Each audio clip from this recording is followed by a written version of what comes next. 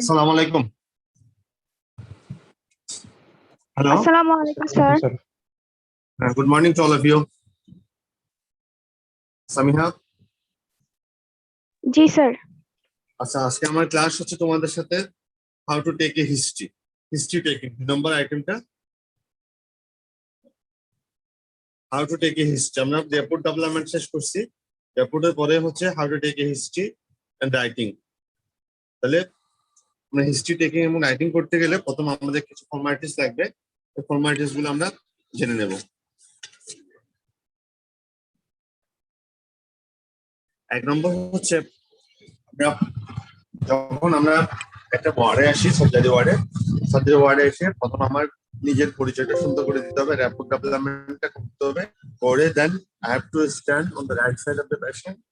তারাই আমাকে রিডিংস দিতে হবে, রিডিংস দিয়ে দেন ওনার পারমিশন নেওয়ার পর উনি যদি বলে যে ঠিক আছে আপনি আমার সাথে কথা বলতে পারেন, তখন আমরা হিস্ট্রিটা নেওয়া শুরু করবো।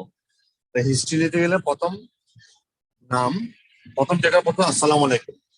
তাহলে এটা সম্বোধন করতে ওনাকে চাচা বা ভাই বা মা বা খালা, যে কোনো একটা সুন্দর একটা সম্বোধন তোমায় করতে হবে। যে যদি বয়স্ক পেশেন্ট হয়, বাবা আপনার নাম কি, ঠিক আছে? তাহলে একটা সুন্দর যে কোনো একটা ল্যাঙ্গুয়েজ দিয়ে স্মুথ এনভায়রনমেন্ট ক্রিয়েট করতে হবে। দেন তোমাকে বলতে হবে যে ঠিক আছে আপনার নাম কি।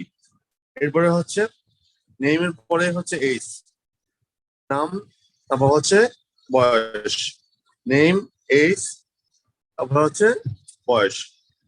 তাহলে নেমটা জিজ্ঞেস করার পিছনে কারণটা কি? Why the name is so important. কারণ মনে রাখবেন একটা পেশেন্টের অনেক রকম নাম হতে পারে, ডাক নাম একটা, ফুল নেম একটা, অথবা একই নামে অনেকজন থাকতে পারে। যেমন ধর রনি বড়ুয়া, রনি চৌধুরী, রনি ডিকোস্টা, রনি দাস। তাহলে এই রনি দিয়ে 4টা ধর্ম রিফ্লেক্ট করে। তাহলে তুমি যদি এই নামটা না পারো, পুরো নামটা না জানো, তাহলে তোমার ওই রুগীর কাজ সম্পর্কে জানা যাবে না। তাহলে তাকে ফুল নেমটা জানতে হবে, মনে রাখতে হবে তার ফুল নেমটা কি। এই ফুল নেমটা জানার জন্য আমার জন্য খুব বেশি জরুরি, কারণ এটা আমার জানতেই হবে, এর কোনো বিকল্প নেই, ঠিক আছে?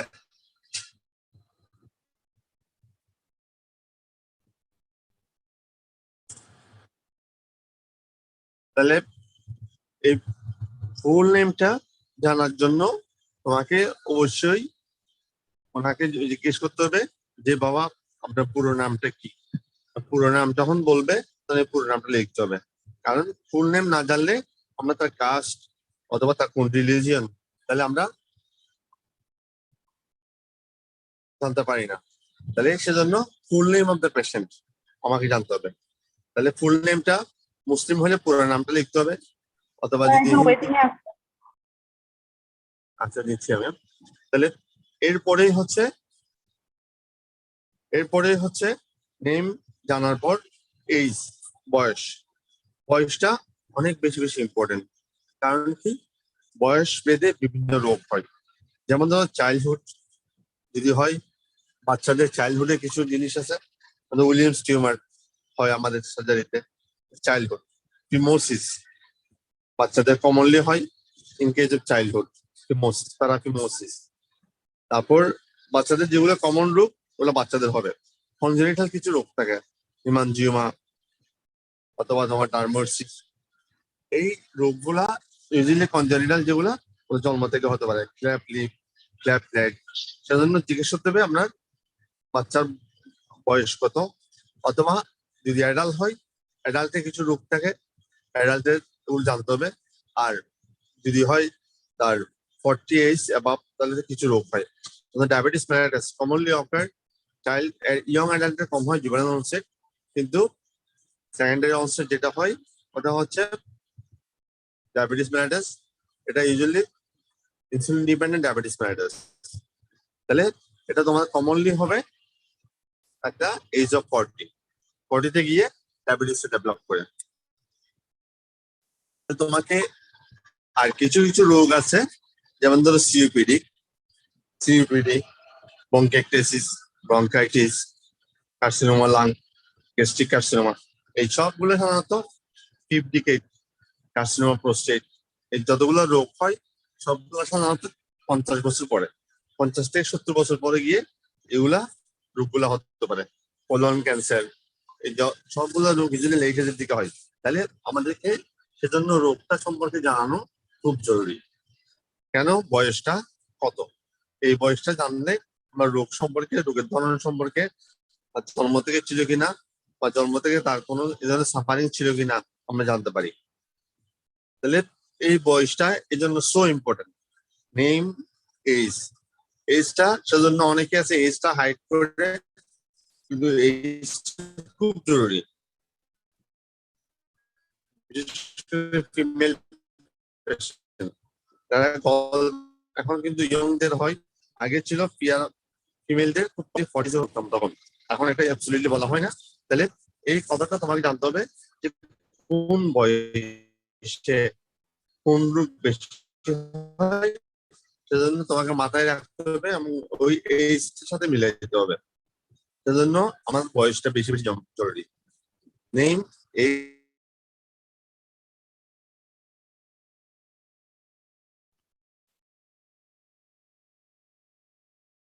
তারপর হচ্ছে এরপর নেম, এজ, সেক্স, তারপর হচ্ছে এই সেক্সটা মেল অর ফিমেল, এটা মেল আর ফিমেলটা জানা খুব জরুরি।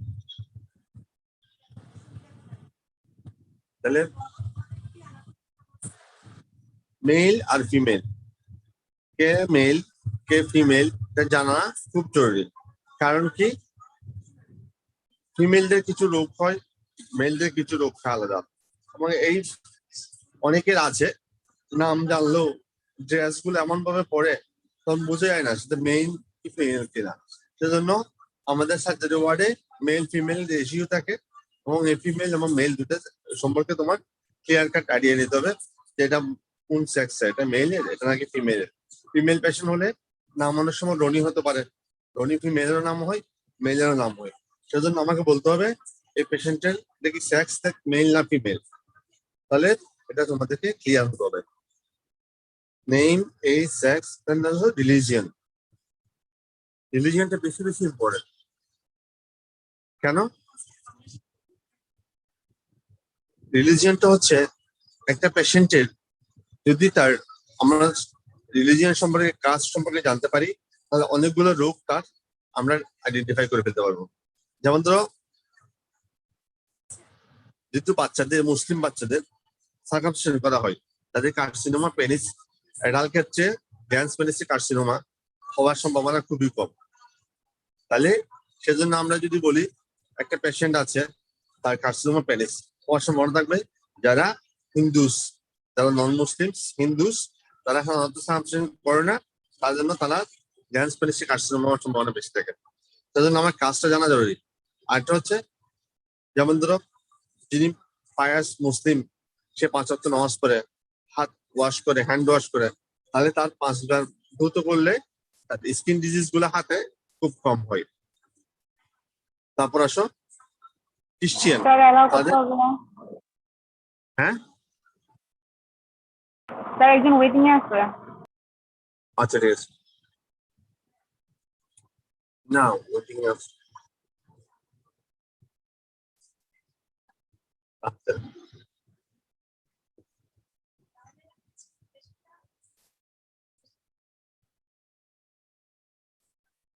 এরপর আসো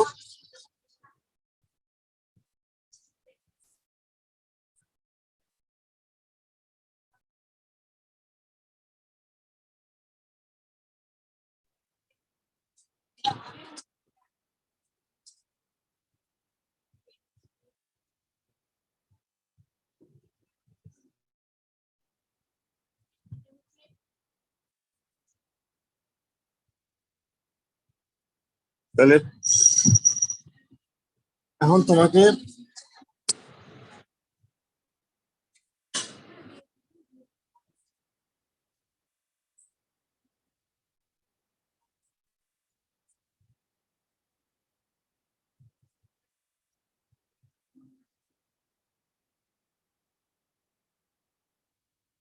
কত আছে, বিপি কত আছে, বিপি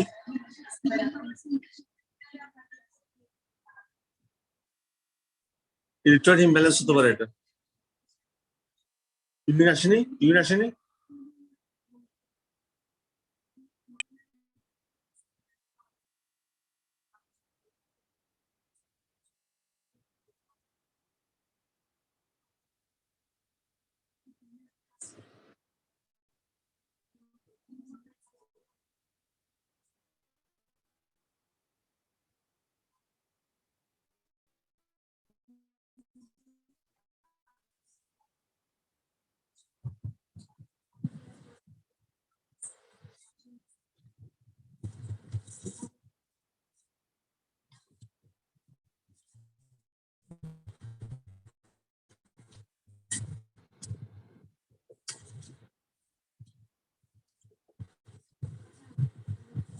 তারপর আসো, নেম এজ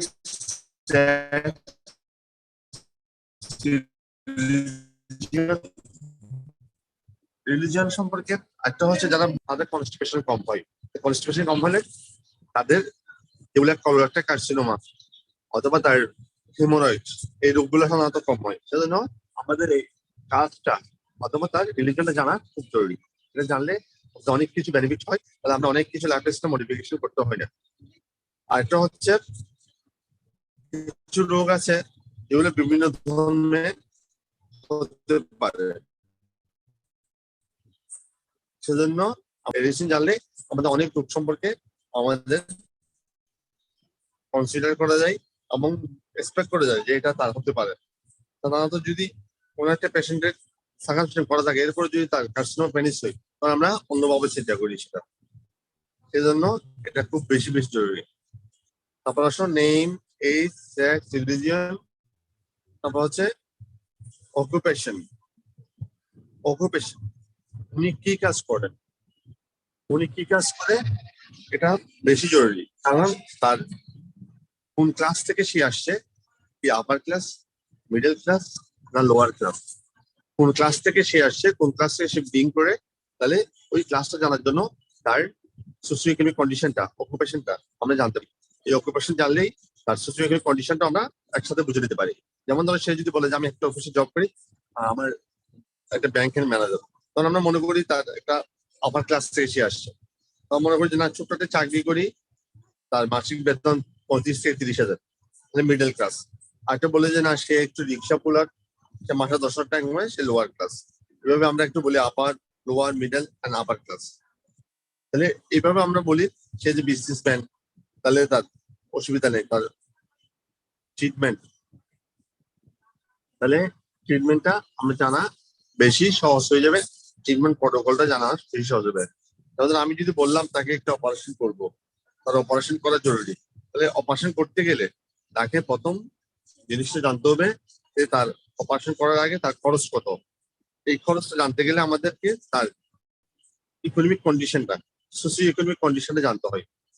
তাহলে এটা জানতে গেলে আমাকে তার অকুপেশনটা কি টেকনিক্যালি জিজ্ঞেস করে নিতে হবে যে বাবা আপনি কি কাজ করেন, বাবা আপনি কি কাজ করেন।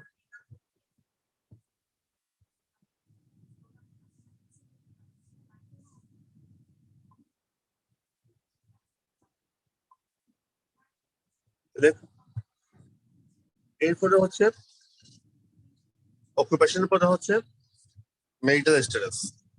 মেরিটাল স্ট্যাটাস হচ্ছে সে মেরিট কিনা আনমেরিট কিনা, সেটা বেশি জরুরি।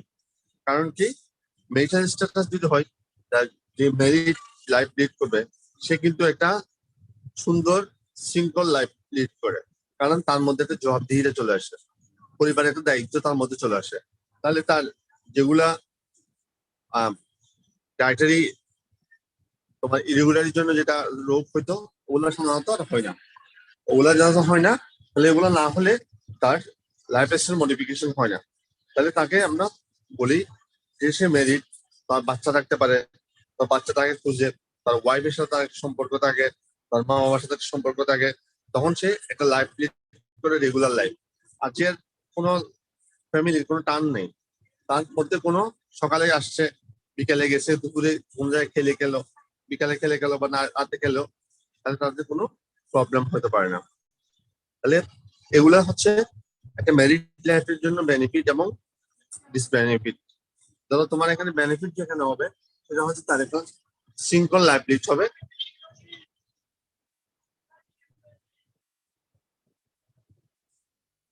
তাহলে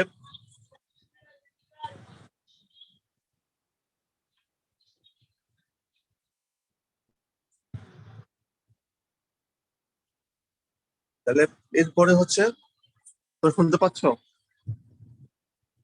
জি স্যার। জি স্যার। তারপর মেরিটাল স্ট্যাটাস পরে, এটা মেরিটাল স্ট্যাটাস এটা খুবই একটা ইম্পর্টেন্ট একটা জিনিস। কারণ মেরিটাল স্ট্যাটাস যখন তুমি জানবা, তার একটা লাইফ থাকবে, তার একটা ইয়া থাকবে, তার একটা বাউন্ডারি লাইফ থাকবে, তার একটা সিস্টেমের মধ্যে সে লাইফ লিড করবে, তাহলে এগুলা তার সম্পর্কে একটা জানা যাবে।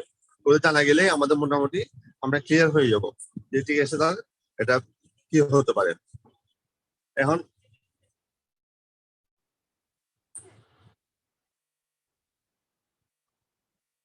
এখন যেটা হচ্ছে মেইন জরুরি বিষয় যেটা হচ্ছে সেটা হলো, তাকে এখন আমরা দেখব, দেখার পর তাকে জিজ্ঞেস করব যে আপনার ম্যারিড লাইফ কয় বছর, বা তার বাচ্চা আছে কিনা, তার সন্তান কয়টা, তার সম্পর্ক কেমন। তাহলে আমরা তার কোনো রোগ হলে, তার কোনো ডিজিজ হলে, তার কোনো কাউন্সিলিং করতে গেলে তার ফ্যামিলি মেম্বারকে আমরা কাজে লাগাতে পারবো। 2 নম্বর হচ্ছে তার ডিজিজটা সম্পর্কে যখন আমরা কাউন্সিলিং করবো তখন তার ফ্যামিলি মেম্বারকে আমরা ইনক্লুড করতে পারবো। সেটা হচ্ছে বেনিফিট। তাহলে নেম, এজ, সেক্স, রিলিজিয়ন, আপনার হচ্ছে অকুপেশন, মেডিকেল স্টাফ, তারপর হচ্ছে date of admission, date of examination. Date of admission এটা হচ্ছে রোগী স্যার যেদিন, মেডিকেল স্ট্যাটাসে ডিজিজ হয় না? হ্যাঁ স্যার মেডিকেল স্ট্যাটাসে কোনো ডিজিজ হয় না? মেডিকেল ডিজিজ হয়, এটা হচ্ছে তোমার যেমন ধরো মেডিকেল স্ট্যাটাস যেটা আনমেরিড হয় তাদের মধ্যে অনেক সময় বিভিন্ন রোগ, যেমন ধরো এসটিডি, সেক্সুয়াল ট্রান্সমিটেড ডিজিজ, এগুলো ইউজুয়ালি আনমেরিড লাইফে বেশি হয়। তাদের মেরিড লাইফ আছে, তাদের একটা কনজুগাল লাইফ লিড করে, তাদের এসটিডি এই রোগগুলা, তারপর তোমার এইচআইভি রোগ বা বাড়িতে রোগ, এগুলো সাধারণত খুব কম হয়। তাহলে তখন আমরা জানতে পারি সে মেরিড লাইফ লিড করছে, তার একটা ইয়ে আছে, ওয়াইফ আছে, সুতরাং তার মধ্যে এসটিডি হওয়ার সম্ভাবনা বেশি থাকে, কম থাকে। তাহলে এগুলাই তাদেরকে আমার জানতে হবে। তাহলে তার এই রোগগুলা সম্পর্কে আমরা একটু কনফার্ম হয়ে নিতে পারি যে এসটিডি, বিডিআরএল, টিপিএইচ যেগুলো আছে, পজিটিভ প্রোগ্রাম, হ্যাপাটাইটিস সি, সাথে এইচআইভি, এই রোগগুলো সাধারণত যারা মেরিট লাইফ লিড করে তাদের কম হয়। আর যারা আনমেরিড তাদের একটা লাইফ স্টাইল মডিফিকেশন থাকে, তাদের বিভিন্ন প্রকার লাইফ লিড করে, তাদের কোনো বাউন্ডারি থাকে না, তখন তারা এই রোগগুলো সাফার করে। সেজন্য মেডিকেল স্ট্যাটাসটা বেশি বেশি জরুরি। এটা নবীর সুন্নাহ, এটা সুন্নাহ পালন করা হয়, ওখান থেকে নবীর সুন্নাহ থেকেও আমরা একটা বরকত পাই থাকি। সেজন্য এটা খুব জরুরি, এটা খুবই জরুরি, এটা জানা জরুরি, এবং এটা মেরিট লাইফটা লিড করা একটা সুন্নাহ, একটা পারিবারিক বন্ধনের মধ্যে থাকে, সব পরিবারের সবার সাথে একটা সৌহার্দ্যপূর্ণ পরিবেশ থাকে, এটা খুবই জরুরি। তারপর আসো date of admission. Date of এডমিশনটা হচ্ছে যেদিন আমি রুগীকে দেখবো, যেদিন আমি রুগীকে দেখবো ওটা হচ্ছে ডেট অফ এডমিশন, ওটা হচ্ছে date of admission. Date of admission হচ্ছে, তাহলে ওই ইয়েগুলা সাধারণত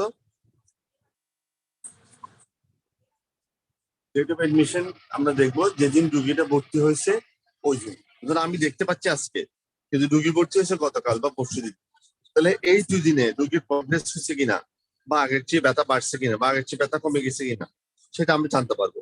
তাহলে ডেট অফ এডমিশনটা খুবই জরুরি। কোন তারিখে ভর্তি হয়েছে, সে যদি বলে যে আমি গতকাল ভর্তি হয়েছি বা এই মাসের 5 তারিখ ভর্তি হয়েছি, কিন্তু আমি দেখতেছি তাকে ডেট অফ এক্সামিনেশন 7 তারিখ, তাহলে আমার 5 তারিখের 7 তারিখ এই 2 দিনের মধ্যে তার রোগ আগের চেয়ে কমে গেছে না আগের মতো আছে, তাহলে ওই প্রগ্রেস রিপোর্টটা আমরা জানতে পারি। সেজন্য ডেট অফ অ্যাডমিশন অবশ্যই জেনে নিতে হবে। অথবা সে অনেকদিন ধরে বেড রিডেন, মনে হলো সে গত 14 দিন ধরে সে এখানে ভর্তি আছে, কোনো প্রলং বেড রিডেন একটা পেশেন্ট, তাহলে আমি জানি না কেন এতদিন ধরে সে শুয়ে আছে, তখন তাহলে তাকে আমরা কনসিডার করি এটা একটা সিরিয়াস রোগ আর কোনো কারণে এই রোগটা ইমপ্রুভ হচ্ছে না, তখন এটার প্রতি আমরা আলাদা জোর দিই। তাহলে date of admission is very important for the patient, also for the doctor, for the management and protocol ম্যানেজমেন্টের জন্য, এমন ঠিক করার জন্য, রোগের জন্য ট্রিটমেন্ট প্রোটোকল ঠিক করার জন্য আমরা জানতে পারি। এরপর হচ্ছে ডেট অফ এক্সামিনেশন। এটা হচ্ছে আমি কোন দিন রুগীটাকে দেখতেছি, তুমি কোন দিন হিস্ট্রি নিচ্ছ।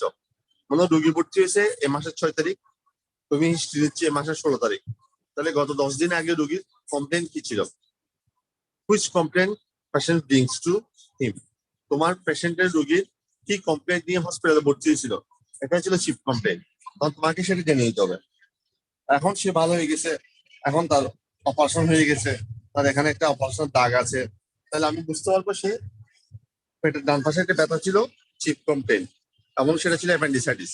এখন তার অপারেশন হয়ে গেছে, রুগীর স্কার আছে, একটা দাগ আছে, ব্যান্ডেজ আছে, রুগী ভালো আছে, তাহলে আমি যেদিন দেখলাম ওই দিন ছিল অপারেশন হওয়া রুগী, এর আগে যেদিন ভর্তি হয়েছে সে ছিল পেটে ব্যথা নিয়ে রুগী।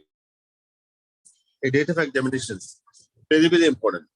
এই জিনিসগুলো আমাদেরকে অবশ্যই জানতে হবে, অবশ্যই জানতে হবে, এবং অবশ্যই তাকে এটা ম্যানেজ করে আসতে হবে। ম্যানেজ না করে কোনো অবস্থাতেই এটা কোনো হিস্ট্রি কমপ্লিট হবে না, কারণ তাকে বলতে হবে যে বাবা আপনি কোন তারিখ ভর্তি হয়েছেন। যদি আপনি এখানে না পান তাহলে আপনি লেজার দেখবেন, ওই যে মনে হয় সিস্টারে হেল্প দিবেন, সিস্টারে হেল্প ওখানে রেজিস্ট্রেশন নম্বর, ব্যাট নাম্বার, ওই দুটা তো আপনি দেখতে পাবেন একসাথে। একটা রুগীর পাশে ব্যাট নাম্বার লেখা থাকে, ওই ব্যাট নাম্বারটা দেখতে হবে, রেজিস্ট্রেশন নাম্বারটা দেখতে হবে, তখন তখন আপনি 3টে জিনিস দেখে নেবেন, লেজার দেখে, একটা হচ্ছে ব্যাট নম্বর, এটা হচ্ছে রেজিস্ট্রেশন নম্বর, তারপর হচ্ছে রুগীর নাম, ঠিকানা, অর্থাৎ ডেট অফ অ্যাডমিশন। এগুলোর সাথে না একসাথে লিখে থাকে। যদি রুগী আপনাকে বলতে না পারে যে আপনার কোন দিন ভর্তি হয়েছে, কোন তারিখ ভর্তি হয়েছে, যদি প্রয়োজন হয় আপনি সিস্টার হেল্প দিবেন, অথবা রুগী আপনাকে বলে দিবে আমি গত সোমবারে ভর্তি হয়েছি, তারিখটা আমি পারতেছি না, তারিখটা আপনাকে মিলাই নিতে হবে। তাহলে এটা হচ্ছে মেইন জিনিস, ডেট অফ এক্সামিনেশন। তারপর হচ্ছে ডেট অফ এক্সামিনেশন, আপনি কোন তারিখে রুগীটা দেখতেছেন ওই তারিখে রুগীর বৃত্তান্ত সম্পর্কে আপনি জানতে হবে। যেমন ধরুন আপনি রুগী ভর্তি হয়েছে মাসের 10 তারিখ, আপনি দেখতেছেন 16 তারিখ, তাহলে 16 তারিখে রুগীর কন্ডিশন কি, ব্যথা বাড়ছে কি কমছে, ব্যথা কমলে কি একদম কমে গেছে কিনা, ব্যথা বাড়লে বেশি ব্যথা বাড়ছে কিনা, কোনো অপারেশন হয়ে গেছে কিনা, তাহলে সবগুলো তার ডিটেলস হিস্ট্রি দিতে হবে। ডেট অফ এক্সামিনেশন তাহলে লিখে দেখতে হবে যে আমি আজকে এক্সামিন করছি, তাহলে রোগীর প্রগ্রেস রিপোর্ট, রোগীর কন্ডিশন, রোগীর বর্তমান অবস্থা, রোগীর ট্রিটমেন্ট প্রোটোকল, রোগীর ভবিষ্যৎ পরিকল্পনা, এই সবগুলো রেডি করার জন্য ডেট অফ অ্যাডমিশন এবং date of examination is mandatory. তোমাকে অবশ্যই জানতে হবে, ওটা না জেনে আমরা কোনো হিস্ট্রি কমপ্লিট করতে পারবো না। এরপর আসো সেল নাম্বার, টেলিফোন নাম্বারটা very very important, very very important. এখনকার টেলিফোন নাম্বার দিয়ে টোটাল সবকিছু আমরা একসাথে পেয়ে যাই, তার অ্যাড্রেস, তার ঠিকানা, তার বাসা কোথায়, তার আইডেন্টি কি, তার ব্লাড গ্রুপ কি, তার সেল নাম্বার যদি আমরা ক্লিক করি এই অফিসে, তোমাদের বিভিন্ন টেলিফোন নেটওয়ার্ক অফিসে আমরা যদি একটু খবর নিই তাহলে সে ডিটেলস খবরটা চলে আসে। তাহলে তার কোনো স্ক্যান্ডাল হতে পারে, অথবা তার কোনো পার্সোনাল আগে কোনো মিসবিহেভ কন্ডাক্ট থাকতে পারে, অথবা তার কোনো সমস্যা থাকতে পারে, কোনো থাকতে পারে, কোনো কেস থাকতে পারে, তাহলে তার মানুষের স্ট্যাটাসটা কেমন, সবগুলো আমরা ডিটেলস খবর নিয়ে নিতে পারি। 2 নম্বর হচ্ছে তার সেল নাম্বার থাকলে তার যে কন্ট্যাক্ট নম্বর সে দিবে, যার সাথে আমরা যোগাযোগ করব, একটা রুগী খারাপ হয়ে যাচ্ছে, ইমার্জেন্সি অপারেশন লাগবে, ব্লাড লাগবে, তাহলে আমরা কাকে জানাবো, যার নাম্বার দিছে ওর নাম্বারে, তাহলে ওটা হচ্ছে সেল নাম্বার। তো পার্সোনাল নাম্বার হতে পারে, অ্যাটেন্ডেন্ট নাম্বার হতে পারে। পার্সোনাল নাম্বার হলে তার পার্সোনাল নাম্বারটা রাখবো, সাথে তার অ্যাটেন্ডেন্ট নাম্বার, তার ওয়াইফ হতে পারে, তার ভাই হতে পারে, তার মেয়ে হতে পারে, তার ছেলে হতে পারে। তাহলে আমরা তার রোগটা কি হইলো, তার রোগটা কি, এই রোগের পরিকল্পনা কি, এই রোগের ভবিষ্যৎ কি করব, অপারেশন গ্রহণ করব, কত টাকা খরচ হবে, কিভাবে আমরা ম্যানেজ করব, কি হিস্ট্রি লাগবে, এই সবগুলো ডিটেলস আমরা আলাপ করি ওভার টেলিফোন। তখন রুগীকে বলি, রুগীর পার্টিকে বলি, আপনি একটু আসেন আমাদের সাথে কথা বলেন, আমরা রুগীর অপারেশন লাগবে একটু। তখন রুগী পার্টি নিজে আসে বা ওনার হাজবেন্ড যদি ওয়াইফ আসে, ছেলেরা আসে, এসে আমাদের সাথে কথা বলে ঠিক করি আমরা, এটাকে বলে কাউন্সিলিং। তাহলে এই কাউন্সিলিং করার জন্য অবশ্যই রুগীকে একটা সেল নাম্বার থাকে, কারণ ওই সেল নাম্বার দিয়ে আমরা কথাগুলো বলি এবং তার সাথে কমিউনিকেট করি। আরেকটা হচ্ছে ব্রেকিং ব্যাড নিউজ, কোনো রুগী মারা গেল, এখানে তার অ্যাটেন্ডেন্ট এখন কেউ নেই, ওষুধ আনতে গেছে অথবা সে কোন একটা মেডিসিনের জন্য জিসি মুর গেল এখান থেকে, তাহলে তখন তাকে আমরা জানাতে হবে ব্রেকিং ব্যাড নিউজ, যে আপনার রোগীর অবস্থা ভালো না, খারাপ, তাড়াতাড়ি চলে আসেন। আমরা ডাইরেক্ট বলি না যে আপনি রুগী মারা গেছে, ডাইরেক্ট বলি না, আমরা বলি রুগীর কন্ডিশনটা খারাপ, একটু তাড়াতাড়ি আপনি অ্যাটেন্ড করেন। তাহলে এই মেসেজটা দেওয়ার জন্য তার একটা কন্ট্যাক্ট নাম্বার বা সেল নাম্বার থাকতে হবে, কন্ট্যাক্ট নাম্বার অথবা সেল নাম্বার থাকতে হবে। ঠিক আছে? তাহলে এই জিনিসগুলো যদি আমরা নগদপূর্ণ রাখি, তাহলে আমাদের একটা হিস্ট্রি টেকিং বেশি সহজ হয়ে যাবে। এরপর হচ্ছে তাহলে প্রথম name, age, sex, religion, occupation, marital status, date of admission, date of examination, তারপর হচ্ছে সেল নাম্বার। এগুলা লেখার পর আমরা লিখি চিফ কমপ্লেইনটা হচ্ছে, আমি আজকে এখানে শেষ করবো। চিফ কমপ্লেইন পড়াই, নেক্সট ক্লাসে আমরা হিস্ট্রি, প্রেজেন্ট ইলনেস এবং আদার্স হিস্ট্রিগুলো পড়াবো। তাহলে চিফ কমপ্লেইনের প্রথম কাজটা হচ্ছে রুগী যে সমস্যা নিয়ে তার নিজস্ব ভাষায় প্রকাশ করবে, যে সমস্যায় আমাদের হসপিটালে ভর্তি হয়েছে, যে সমস্যা নিয়ে এখানে আসছে, রুগী ভর্তি হয়েছে, ওই সমস্যাটা আমরা জেনে যখন রুগীকে জানাবো এবং তার জিজ্ঞেস করব যে তার ভাষায়, সে যখন আমাকে তার নিজস্ব ভাষায়, এটা 1 থেকে 2টার বেশি সমস্যা না, আমার পেটে ব্যথা ছিল, আমার বমি ছিল, সাথে জ্বর, এটা নিয়ে ডান পাশে ব্যথা ছিল, এখন ব্যথা তীব্র হয়ে গেছে, আমি চলে আসছি। তাহলে এইভাবে সে চিফ কমপ্লেইনটা বলবে। সে বলবে না রাইট লোয়ার অ্যাবডোমেন, সে বলবে না রাইট আপার অ্যাবডোমেন, সে বলবে পেটের ডান পাশে ব্যথা, সে বলবে না ভমিটিং, সে বলবে আমার বমি হয়েছে। ঠিক আছে?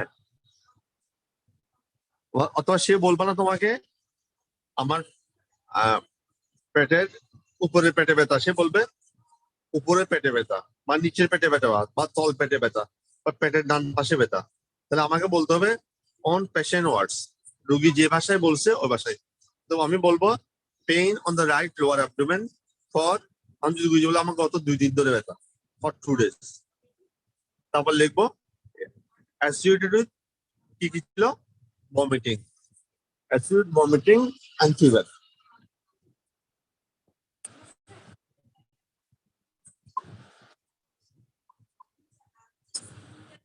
তাহলে এটা হচ্ছে তার ইউজুয়ালি একটা বেশি সাধারণত হয়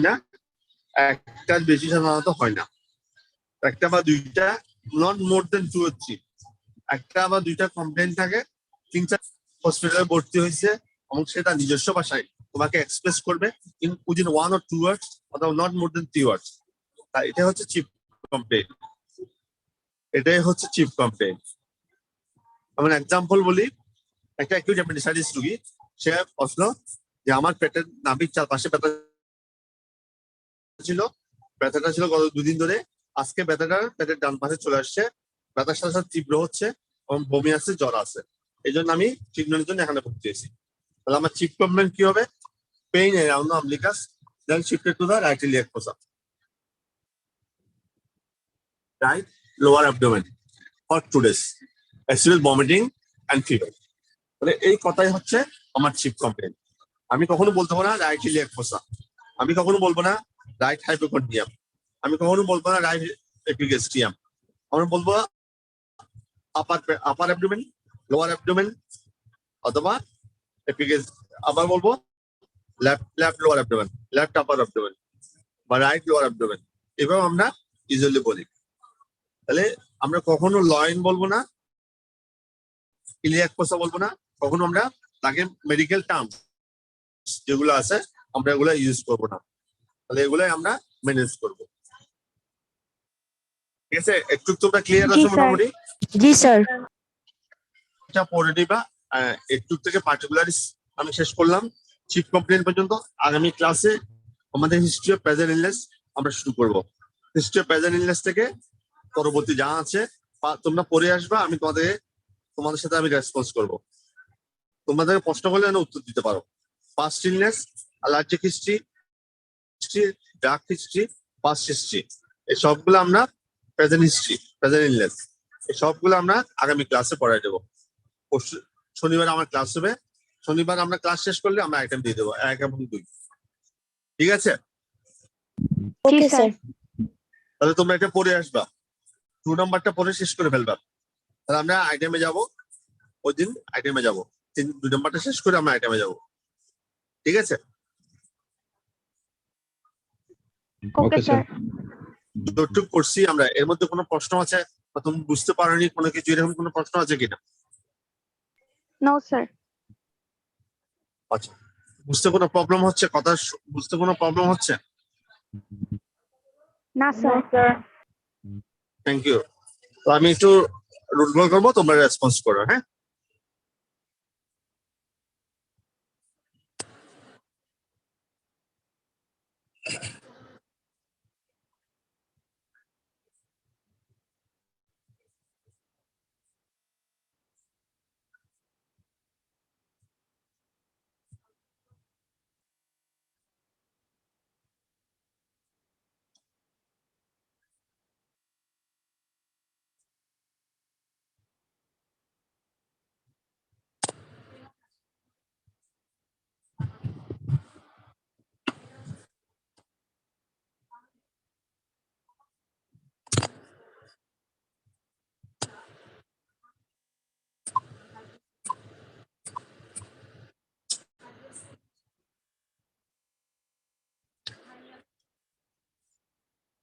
Rule 14.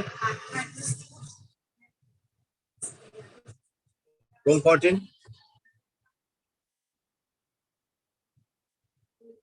Rule 15. স্যার ও অসুস্থ, হ্যাঁ, তো কোভিড পজিটিভ বলতেছে, মানে সাইন সিমটমস সব কোভিড পজিটিভ অনেক রুল 15. 15. স্যার 15 হচ্ছে বলতেছে 16. Samia Zaman present sir. Rule 16. Present sir. Rule 17. Present, sir. Rule 18. Present. Rule 19. Present sir. Rule 20. Present sir. 21. Present sir.